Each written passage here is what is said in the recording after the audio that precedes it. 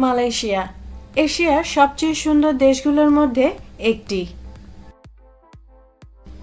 দক্ষিণ পূর্ব এশিয়ার এই দেশের জনসংখ্যা প্রায় 63%, তবে অন্যান্য ধর্মের মানুষও তাদের নিজস্ব ধর্ম পালনে পূর্ণ স্বাধীনতা পায়, আর এই কারণে হয়তো মালয়েশিয়াকে বলা হয় মিশ্র সংস্কৃতির দেশ।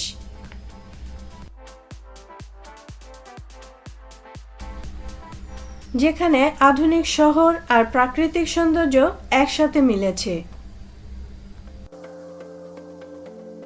রাজধানীর কুয়ালালামপুরে রয়েছে বিশ্বের বিখ্যাত পেট্রোনাস টুইন টাওয়ার্স।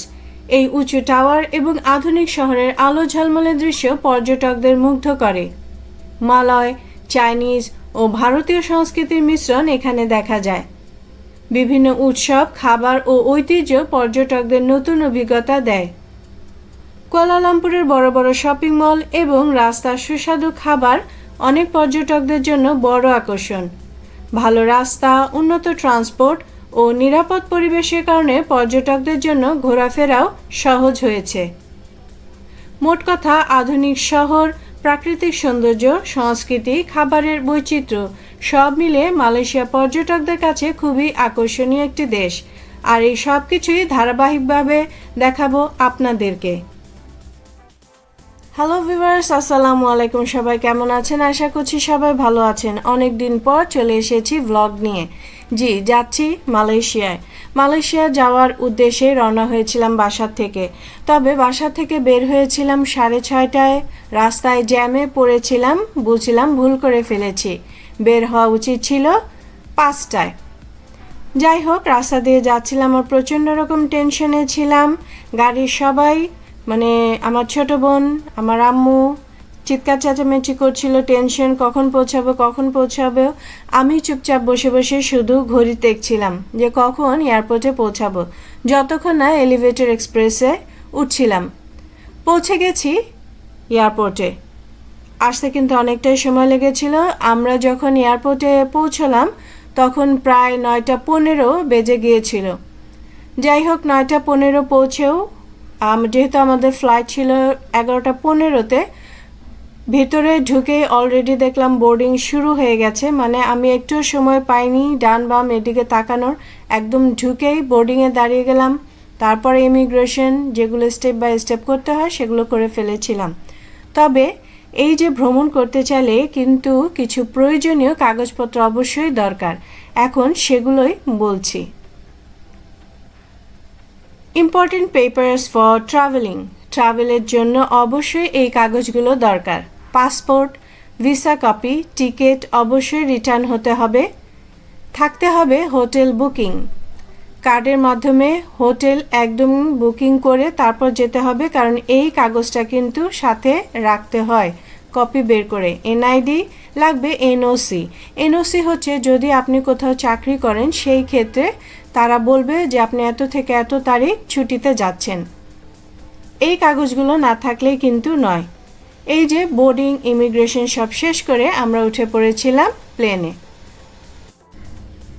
এর মধ্যে জানিয়ে দিই, কোথাও ঘুরতে গেলে আগের থেকে 1-1.5 মাস আগের থেকে টিকিট কেটে রাখলে সেটা খুবই ভালো হয়, নইলে শেষ মুহূর্তে কাটতে গেলে টিকিট প্রাইসটা অনেক বেড়ে যায়। কানেক্টিং ট্রানজিট হিসেবে আমরা যেই এয়ারলাইন্সে গিয়েছিলাম সেটা হলো চায়না সাউদার্ন। বিভিন্ন জায়গার এয়ারপোর্ট দেখতে আমার কাছে খুবই ভালো লাগে। তবে হ্যাঁ, এই ট্রানজিটটা বা এয়ারলাইন্সে যাওয়ার একটা কারণ আছে, এই মাঝখানে ট্রানজিট নেওয়ার। আর এই ট্রানজিটটা কেন নিয়েছিলাম সেটা জানাবো নেক্সট ভিডিওতে।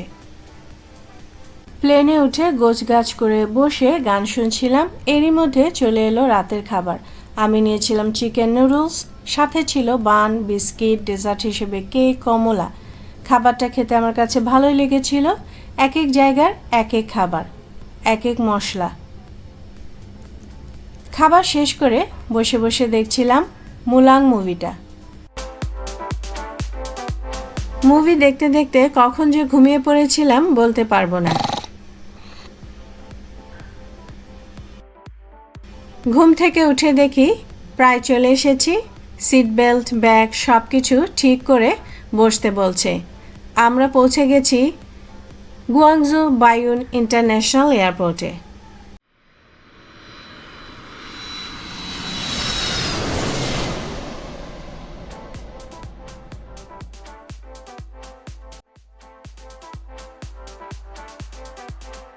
সিকিউরিটি চেকিং, ইমিগ্রেশন সব শেষ করে উপরে উঠে এসেছি। দেখে তো আমার চোখ ছানা বড়া। সব এয়ারপোর্টই সুন্দর, কিন্তু এই গুয়াংজু এয়ারপোর্ট অনেক সুন্দর। যেহেতু অনেক সকাল ছিল, অনেক ব্র্যান্ডের দোকানগুলো বন্ধ ছিল, খাবারের দোকানগুলো বেশি খোলা ছিল। খুবই সুন্দর, অনেক বড়। এর মধ্যে এত এত টেকনোলজি, এত সুন্দর সুন্দর ব্যবস্থা ছিল যে সব কিছু জানতে হলে পরের ভিডিওর জন্য অপেক্ষা করতে হবে, দেখতে হবে। নেক্সট ফ্লাইট যেটায় যাব আর কি মালয়েশিয়ার জন্য, আমরা সেই জায়গাটা আমি আর আমার ছোট বোন খুঁজছিলাম। বলে রাখি, আমি আর আমার ছোট বোন এসেছিলাম। আমার আম্মু এয়ারপোর্ট পর্যন্ত আমাদেরকে নামিয়ে দিয়ে আমার বাসায় ফেরত চলে গিয়েছিল। এই যে আমরা মানে কোন গেটটা থেকে আমরা যাব, যেহেতু আমার A153 গেট ছিল, আমি সেটা খুঁজতে খুঁজতে আমাদের যে জায়গা থেকে উঠবো সেখানে চলে এসেছি। এখানেই অপেক্ষা করব পরের প্লেনটার জন্য। আমাদের যে মালয়েশিয়ার প্লেনটা ছিল সেটার জন্য এখানে বসে অপেক্ষা করেছিলাম। পাশে দেখা যাচ্ছিল যে প্লেনগুলো, এখানে অনেক অনেক প্লেন। অন্যান্য এয়ারপোর্টেও দেখেছি, কিন্তু এই গুয়াংজু এয়ারপোর্টে দেখলাম কিছুক্ষণ পর পর প্লেন যায়। ওই যে দেখতেই পাচ্ছেন অলরেডি একটা প্লেন যাচ্ছে, মানে 1 মিনিটও যায় কিনা আমি ঠিক বলতে পারবো না। জাস্ট কিছুক্ষণ পর পরই প্লেন ওঠে এক এক দেশে এক এক জায়গায় যাওয়ার জন্য। আজকের মতো ভিডিওটা এখানেই শেষ করছি। ভিডিওটা ভালো লাগলে অবশ্যই লাইক, শেয়ার, কমেন্ট এবং সাবস্ক্রাইব করবেন। আপনারা সাবস্ক্রাইব করলে নতুন ভিডিও বানাতে উৎসাহ পাই। পাশে থাকা বেল আইকনটি ক্লিক করে রাখবেন যেন নতুন ভিডিও সবার আগে আপনার কাছে পৌঁছে যায়। ভিডিওটি এতক্ষণ দেখার জন্য সবাইকে অসংখ্য ধন্যবাদ। সবাই সুস্থ থাকবেন, ভালো থাকবেন। দেখা হবে নেক্সট ভিডিওতে। আল্লাহ হাফেজ।